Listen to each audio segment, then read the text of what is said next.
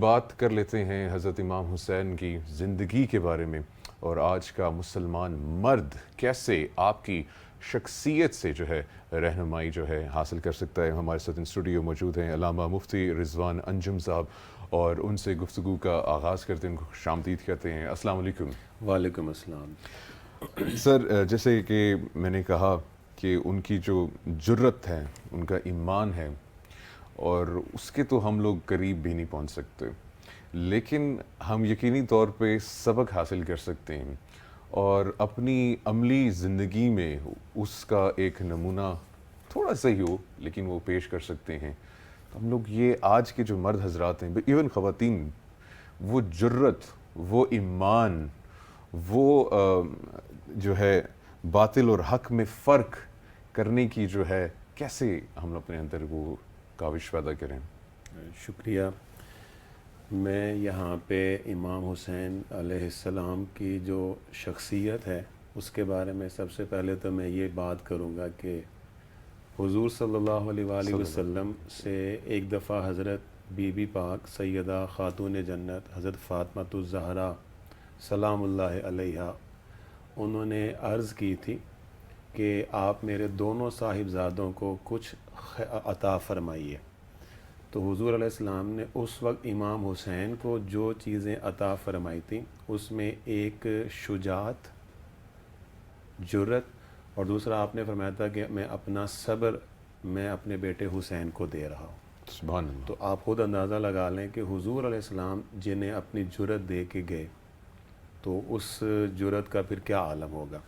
اس کی ایک مثال میں یہاں پہ کوٹ کرنا چاہوں گا کہ جس وقت والی مدینہ نے امام حسین علیہ السلام کو بلایا، اور یہ یزید کے حکم پہ بلایا گیا تھا، اور بلا کر کے امام حسین علیہ السلام کو یہ کہا گیا، اور وہاں جب بلایا گیا تھا تو وہاں مروان بھی موجود تھا، اور امام حسین علیہ السلام کو یہ کہا گیا کہ اس طرح ہمیں حکم دیا گیا ہے قصر خلافت کی طرف سے، قصر حکومت کی طرف سے، کہ ہم نے آپ سے بیعت لینی ہے، آپ نے بیعت کرنی ہے۔ تو امام حسین علیہ السلام کی جرت کی میں مثال یہ دوں گا کہ آپ نے پہلے تو یہ فرمایا کہ دیکھو میرے جیسا بندہ اس جیسے بندے کی بیعت نہیں کر سکتا۔ اس میں اس ایک جملے میں انہوں نے دونوں جو شخصیتوں میں فرق ہے وہ واضح کر کرتی ہے۔ دوسرا آپ نے فرمایا کہ اگر بیعت ہی کروانی ہے تو پھر چھپ کے نہیں، تم اجتماع عام کے اندر یہ بات کرو، پھر میں وہاں پہ پھر جو میرا معافی ضمیر ہے میں وہ سارا وہاں پہ پیش کر دوں گا۔ یہ کہہ کر امام حسین علیہ السلام اٹھے اور آپ نے فرمایا کہ میں رک نہیں سکتا یہاں پر۔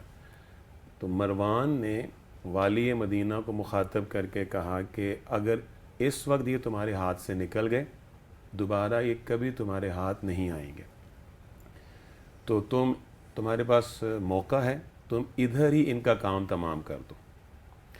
اب امام حسین علیہ السلام نے اس وقت جو جرت کے ساتھ جملہ ارشاد فرمایا تھا، وہ میں آپ چونکہ جرت کی مثالیں دے رہا ہوں، بالکل۔